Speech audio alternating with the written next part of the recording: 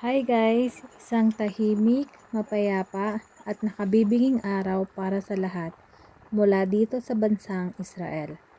For today's video, pag-uusapan natin ang natatanging araw dito sa Israel. Ito ang Yom Kippur, ang pinakabanal na araw para sa mga Hudyo. Ito ang ikasampung araw pagkatapos ng Rosh Hashanah o ang kanilang bagong taon. Ang pagdiriwang ay nagsisimula sa paglubog ng araw at nagtatapos sa susunod na gabi. Sa loob ng 25 na oras, ang mga Hudyo ay nag-aayuno at mataimtim na nagdarasal. Wala silang ibang gagawin sa buong araw, kundi ang igugol ang oras sa sinagoga, lugar kung saan sila nagdarasal.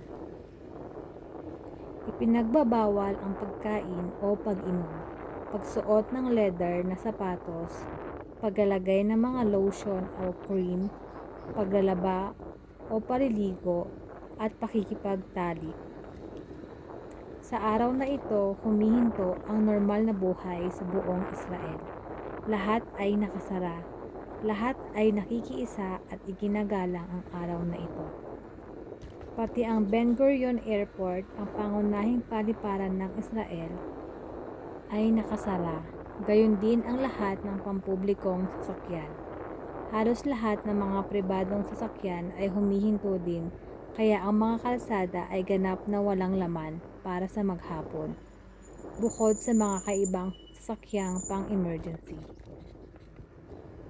Hindi legal na ipinagbabawal ang pagmamaneho sa Yom Kippur. Gayunpaman, halos lahat ng mga mamamayan ay umiiwas sa pagmamaneho. Halos walang sasakyan sa kalsada.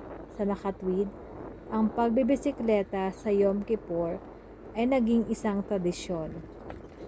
Ang pagmamaneho ay sadyang mapanganib dahil maraming mga bata at pamilya na nagbibisikleta sa mga pangunahing kalsada sa Israel.